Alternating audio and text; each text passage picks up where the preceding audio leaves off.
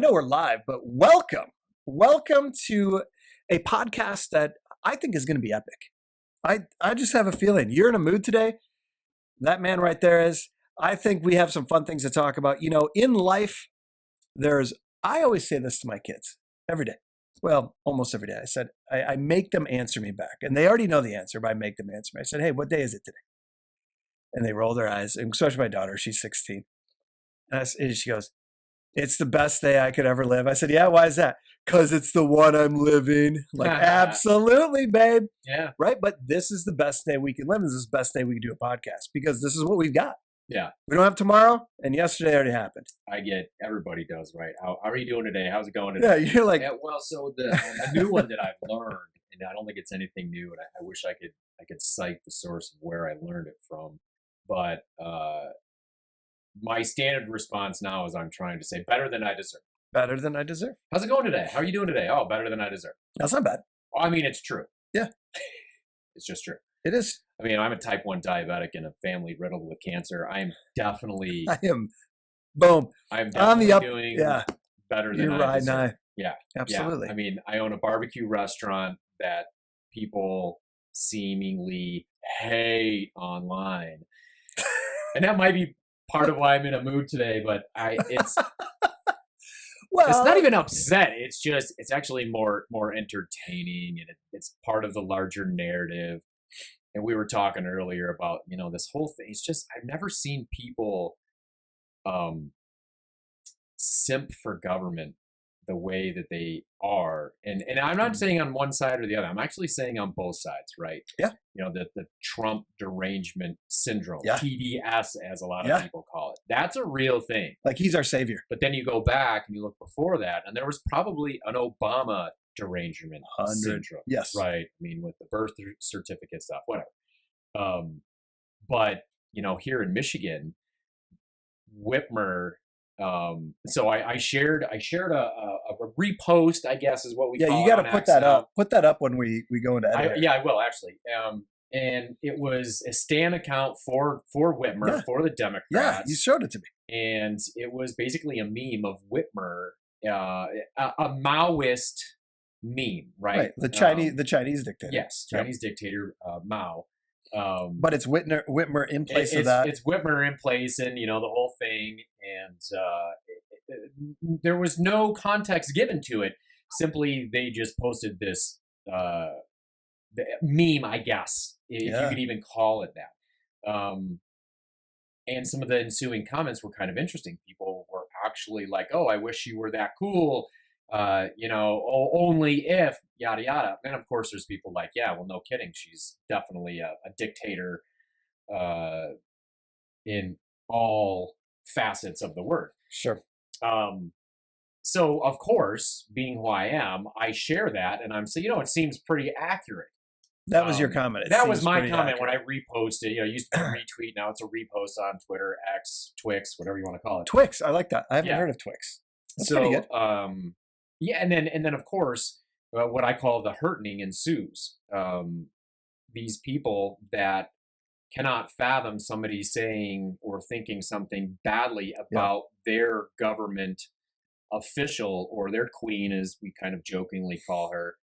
But I've never quite seen such, I don't even know the word to call it, but it's just this weird thing that people want to hold up this stranger. Yeah. It's a weird fascination between celebrity and politics. And I think it's almost more into the celebrity side now. I mean, we definitely saw that with Trump. I mean, the celebrity apprentice. He was Ronald Reagan was a celebrity before he became president. Yeah. Now, I'm certainly not trying to compare the two.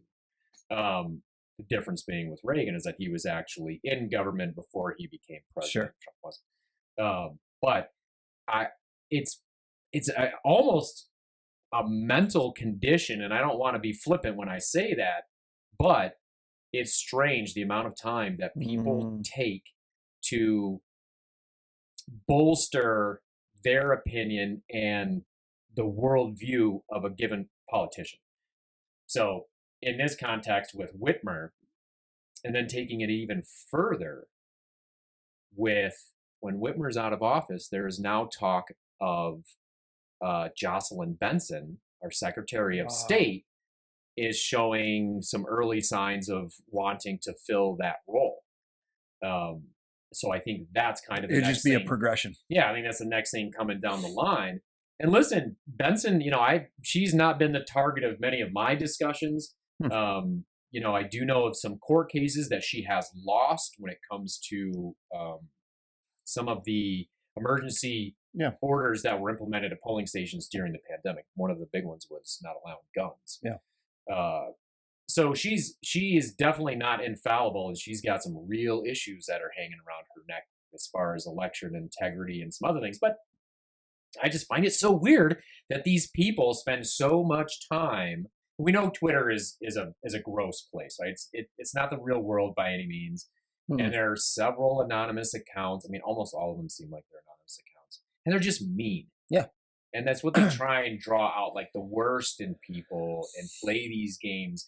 And I partake in them in such a way that is a further narrative on what the Iron Pig has gone through, and talking about online reviews, and people will get together. What's your current Yelp review rating? I think our Yelp is like down to 3.5, and they almost all, I mean, there's no middle ground.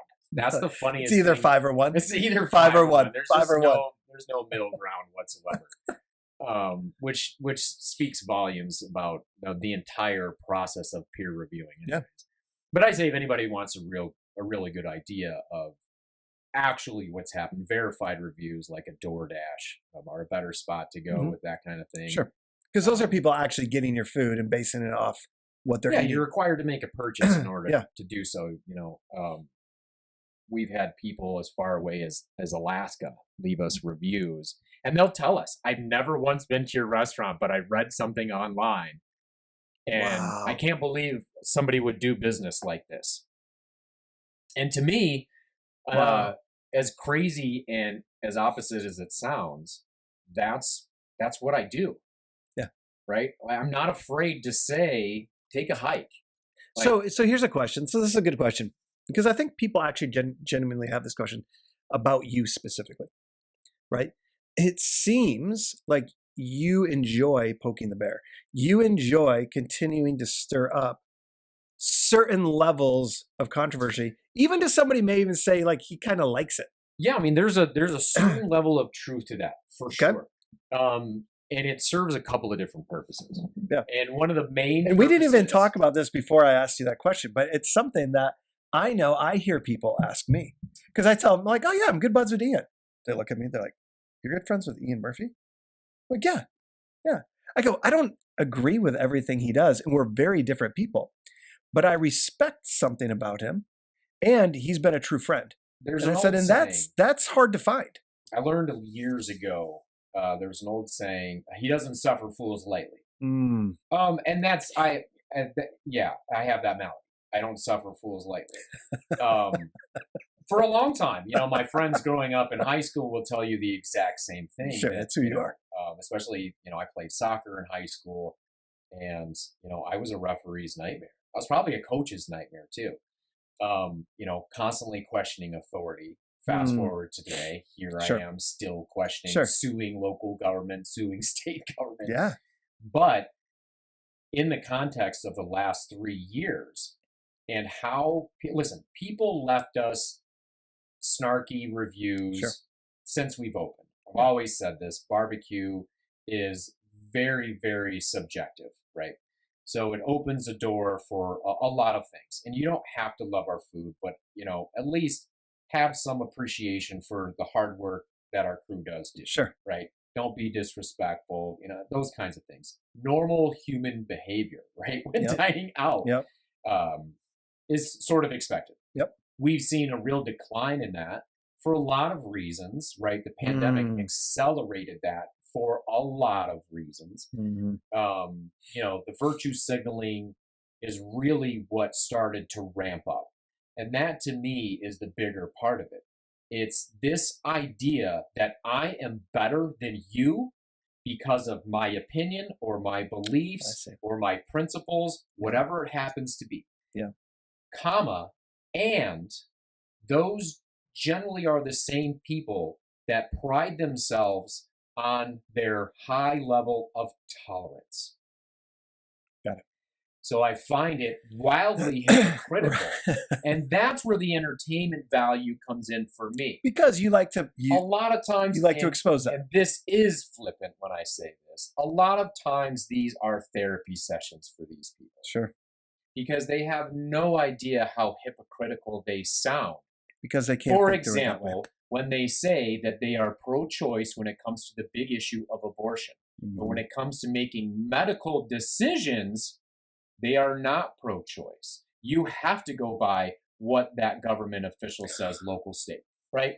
So I mean, this is the hypocrisy that has been on display for so long. Wow, that's such a great point. It's such a great point. Paired with the virtue signaling that I'm better than you, that I'm protecting my community, as it were, in the pandemic's case, with a mask or with a vaccine or with a this, or by leaving a review or sharing something and saying, look at what these disgusting people are doing. They're putting our community at risk. So when we have people locally that say that kind of thing, A, they don't know me. Right. B, they probably never spent even remotely any time here or with any of our crew. So they have no authority. And they really don't understand exactly what's going on. There are plenty of people that think by me responding to a 1-star review in the manner that I do is bad business. And I understand that. Because traditionally, that is exactly, the customer is always right. But in this case, but the pandemic changed that. So you would have people leave reviews often without ever stepping foot into your restaurant. Oh, all the time. All the time. The majority of our bad reviews, and of course, anybody that's listening to this is probably going to say, well, of course he's going to say that. The majority of our reviews, especially the ones that mention me or personally, the owner, or look at how he responds to reviews online. Yeah. Those are people that have never been here to the pig. Absolutely. Have never met any of our amazing staff, have never come in here and experienced the atmosphere and the fun things that happen here. And it's so, I always say, I'm an easy villain. And I'll play that role. Because part of it is drawing them out and drawing that hypocrisy out. But listen, we're all virtue signalers. We all are. Right? We all are, right? And pride has a lot to do with it. And as men, we understand pride. Yes. You know, I get it. But when people pride themselves on being ultra tolerant and then cannot understand individual liberty and individual choice making. It doesn't make any sense. When I'm not forcing anybody, I never forced anyone to come into the restaurant. I never forced any of my crew to work. They voluntarily came to work during the pandemic. Customers voluntarily came through the door in droves. People wanted to. In droves. I want to make let me make a point on that. Because somebody might be listening to this and just heated right now because they're so mad. The people that came, which it was a lot, and I know it might be so hard for somebody to understand this, but it was truly for them the greatest blessing you could give to them. Does that make sense? Because I have the letters to prove that. Because all of a sudden there was a place that was safe. Where if you didn't have your mask on, you weren't going to get yelled at, right? That you actually could go and sit down kind of close to somebody. Yeah. That we have to remember that wasn't a thing. Right. Yeah. I remember walking through the grocery store without my mask on thinking everybody hates me right now. And I'm like, wait a second. Okay. It's 2 months removed from when this thing. That's flipped now, but. Yeah, it is. Which I don't think is right for the other side. Like, I don't think either is right. Leave it alone. Just it is like if somebody wants to do it, they want to do it. Yeah, one of my bankers wears a mask. I don't care. No, and I was talking to one of the other breakout. And I was talking to one of the other bankers. I'm like, do you hear? Is anybody giving her shit? And she's like, yeah, actually, I do hear some people giving her shit from time to time. I'm like, you know what? That's just stupid. It is. Because you're So no better. you than the have to be people that were saying consistent. it You before. have to be Yes, consistent, yes. or you're just on a side. Yeah. It's no different And than you're this is my team. hypocrite. This is my team, right? Yeah. And so I've brought this up before, but this has happened throughout millennial. Yeah. Okay, this has happened. You look at right now the big conflict in Israel and in the Gaza. I remember being there in 2004 and going to the Dome of the Rock, which is in Jerusalem, which right now is run by the Palestinians, right? And technically that is the temple on top of where the Jewish temple used to be. And it was right when Yasser Arafat died. So I went around and pretended I was a reporter. Okay. And I would ask the Palestinians, because I was in that quarter. Jerusalem's fascinating. It's in 4 quarters, right? And it's literally like when you go to Epcot Center, and at Epcot you go to the different countries, and you literally step across the line and you're now in France, or you step across the line, you're in Sweden. That's what it's like there. You step across and go to the next quarter. It's like, oh, this is the Muslim quarter, right? Here's the Jewish quarter. Okay. So we're in the Muslim quarter, and I'm asking all these merchant and shop owners. And the crazy part was this. I would ask them about the temple. And then I would ask them, well, what if it was proven that there was a Jewish temple here? That possibility didn't even exist in their mind. Because it was a tribe, like it's like a tribal, and you even see that now where the Jewish side is much more logical. Hey, we don't put our women and children in harm's way. I don't want to say play by the rules with how we fight, but there's a logic at least to it, right? Where from the Muslim standpoint there isn't. It's very tribal, and it's so interesting how it's so easy for society to digress to that, like inner primitive being of tribalism, right? So to your point, the person at the bank is somebody who didn't wear a mask or who only wore it occasionally, right? Now to look down on somebody for them wearing it, there's really no difference. No, there isn't. I think that's a really important point. Yeah, I mean, being a mask hole goes both ways. Both ways, it does. It truly does. It does. And It does. And same with the vaccine. Yes. I mean, any of the, I mean, even the election kind of stuff, anything, all of this stuff. It's like, this is why I'm glad that I'm libertarian and independent. I don't have to faction myself with, shackle myself. So here's a question. What do you think of RFK Jr.? I think he's gotten some baggage behind him. I think he's an interesting candidate. Yeah. I am more interested to see how that independent candidacy, if he hooks up with Tulsi, that could be interesting. I worry about his ability to govern. Okay. But I'm more interested in the larger electoral picture. Yeah. Because what happens if nobody gets to 272 or whatever the number is? Magic number. Right? Yeah. That's what I'm curious, because that may be what breaks the wheel of this two-party system. Wouldn't it be incredible if that happened? Even if he doesn't win. That's exactly it. He probably won't. Right? The closest we've seen was Ross Perot. Dude. 90 Texas Instruments. Yeah. Remember the big graphing calculators? Yeah, I do. Yeah. Those are amazing. Right. And now I just saw in the news today, Fauci comes out and says social distancing. What was the exact phrase it was like social distancing we knew didn't work. It just kind of appeared. Yeah. That was his exact quote. Right. It just sort Think of about appeared. that. Right. It just just like appeared. The executive orders just magically appeared. Because we're following the science. It just appeared. So what I don't get is this.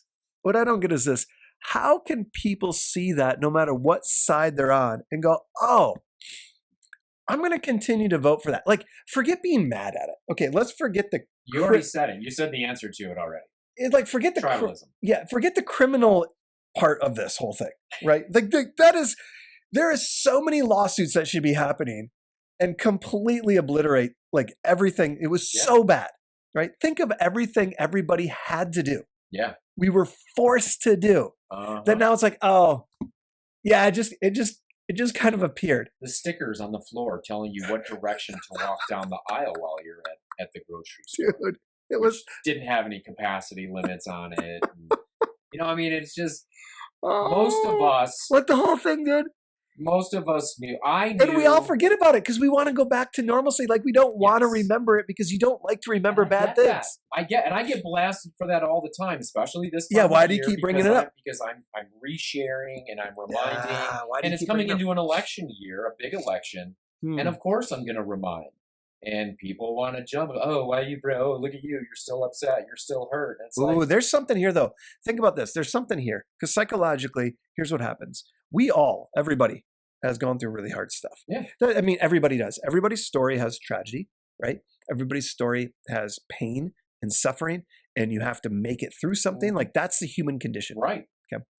However, it's really interesting. Like we as humans, varying degrees of personalities though, we are built in such a way for survival, okay? Even mentally, okay? So because we're built for survival, and from my standpoint, I believe God made us that way, we tend to select memories that are positive for us to build our story, our self-identity out of. Yeah. And the ones that are hard, even for good reason, we tend to try to actually not remember as much, right? Okay? So it is naturally in us to want to let that go away. Right. Because it's almost like it's actually unbelievable. So what we had to be and do is actually unbelievable. So we actually don't want to believe it happened. And since it did happen and we all did it, and to some extent we all like followed along for a little bit. It's like, I don't want to know. It's like that bad relationship you were in. You're like, how did I ever nope. And you just blank it. And I'll you tell blank it out of your mind. There's a dichotomy at work when you're talking about that exact thing. Mm-hmm. So just this last week was the 3-year anniversary of our very first Freedom Festival that we had. So good. Over at Bell Iron Grill. Oh my gosh. And that's what I shared on on Facebook and Twitter was the video of Neshama playing. Neshama, amazing, by the way. That was magical. It was, dude. So that's my point, right? So you're talking about a negative memory versus a positive memory, right? And the majority of that time for most people was negative memory. I couldn't do this. I couldn't see my family. If I had somebody sick or a family member died from COVID, a lot of negative things were going on, right? I lost my job, this, that, and the other. Contrast that with that event that I was sharing will never again be duplicated, and is such a positive in a time of such negative. Yeah. And I think that bothers these people too, because we dared, if you will, to live freely and to join with almost 500 other people and put together an event outside for us to congregate in the middle of winter together in the middle of winter. It was cold. I don't know how he played that fiddle with oh my gosh. But so it's interesting to think about that when we want to suppress those negative memories. Yeah. But the reason why I'm sharing some of these things is because they were so positive. And yes, there's plenty of negative, the court dates, the administrative hearings and all that crap, having our liquor license suspended, all those things. But in totality, those events shape the character of our business and what we stand for and stand on till this day. Yeah. And that really bothers people. Well, it cauterized a vision for you. It cauterized a vision of really an identity of who you are. And I think it's so important. So obviously from my end, and you and I, it's fun when we get to talk because my background is a very spiritual background, right? And I tend not to use the word religious because I've always actually pushed back against organized religion, but fully embraced spirituality with unashamedly Jesus. Like I threw a party for 15 years in a row. That was one of the biggest celebrations of God. Yeah. And that's the whole point. We want to get people together to celebrate. And so I love that. I will tell you this, when we put on that Freedom Festival, aside from maybe Dean getting on stage and dropping the F-bomb like 5 times at the end there, it was probably one of the best times of worship. Okay. And I'll define worship in a second, that I've ever been a part of. And when I call worship, here's what worship is. Worship is when people get together in celebration and you're experiencing actual life together. Because for me, the author of life is God. And so when we experience life and embrace it, enjoy it, and celebrate it, there's actually this perfect offering we're giving to our Creator when we do something like that. It's actually one of the most pure forms of living. It's something I think in our own spirituality here in the Western version of Christianity actually doesn't get very well. You kind of have to go over to Israel or go over to other places to really understand what true celebration is. Okay. Like the Messianic Jews, those guys know how to celebrate. Like every Friday, Sabbath isn't like the day you don't work. Sabbath is a big party. Like you're always invited to somebody's house and you're celebrating, right? Every single week you have to celebrate, no matter what the circumstance. Why? Because life is amazing, right? And so that, I tell you what, and I think the reason that people who went look back and like, oh my gosh, there was something so special about it that was outside of any person, right? Outside of any person. It was like, look at this. We're living right now. To me, that's what made that so beautiful. And I think tying that back now to kind of seeing these things in the news, seeing everything. Here's so when somebody asks me why I hang out with you, when you and I are very different in some ways, right? How do you measure respect? Okay, do I measure respect on how somebody speaks, or if they get mad or not, or they're all there? Well, I'm a more global person, so I tend to see big pictures, right?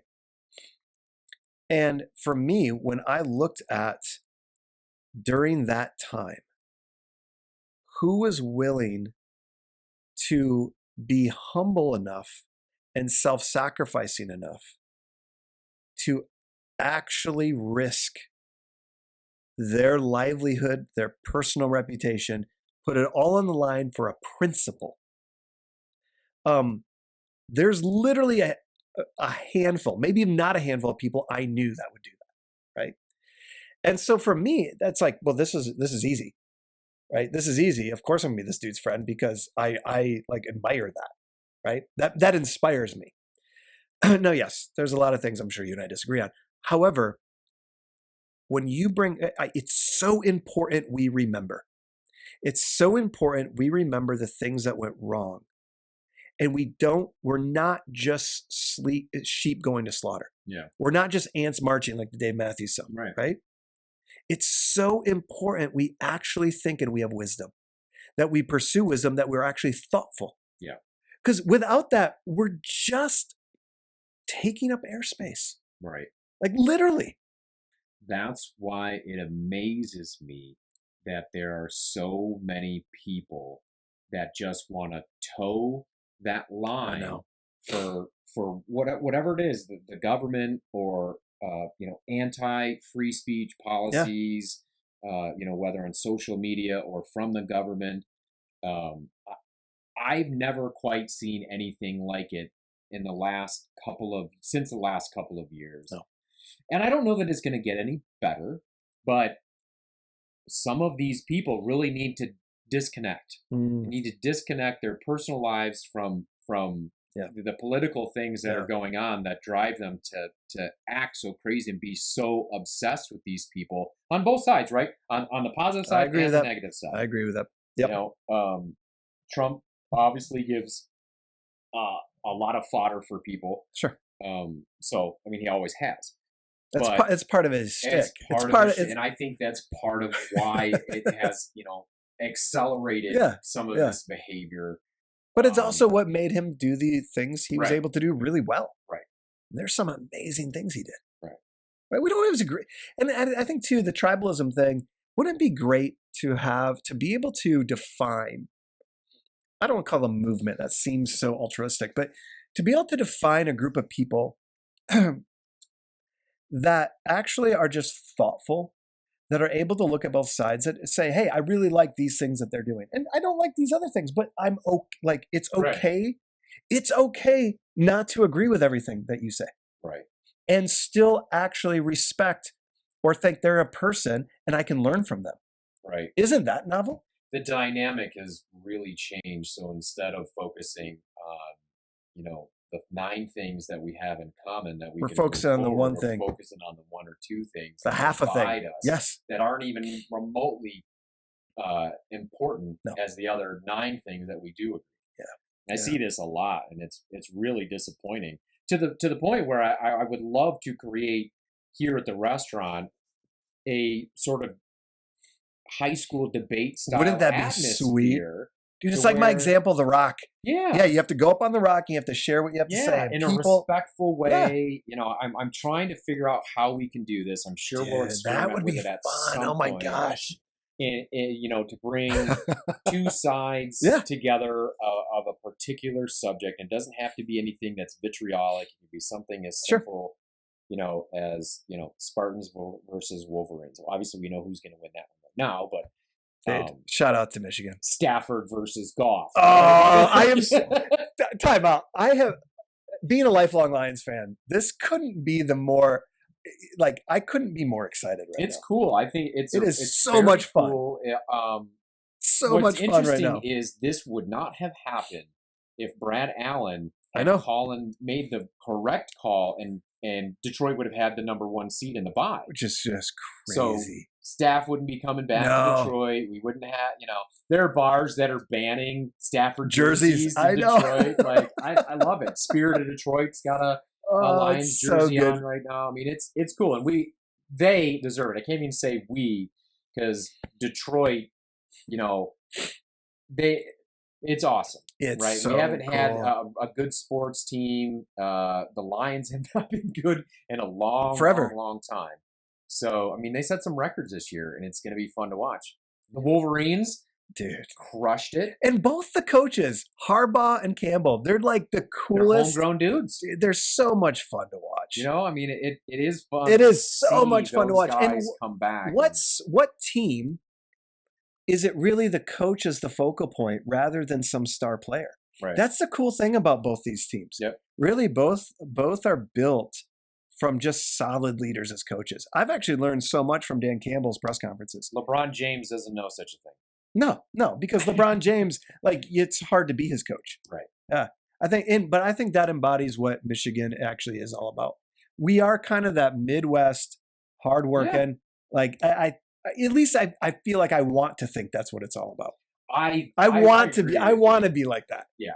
And see, this is the fun part where if for a time people can shut up about the things that divide us. I know.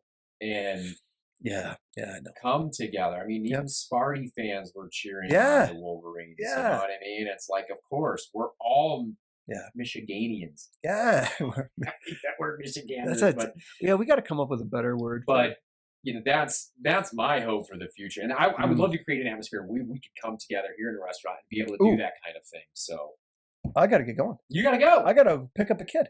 Perfect. Look how the real talk on our podcast. All right. Hey, brother. Love you, man. Always great, man. Thanks for tuning in with us again. Always. We appreciate it. FUELcast TV is where you can catch all these fun episodes about Drew and I just shooting the breeze here. We appreciate you guys tuning in. Real quick before I go, we do have a 3-part series coming up about individuals that are suing a private company for something they read on Facebook. Can you imagine that? Can't imagine. Getting your feelings hurt from something you read on Facebook and suing. FUELcastTV.com is where you're going to find that 3-part series. Hey, have a great weekend. Thanks, guys. Bye.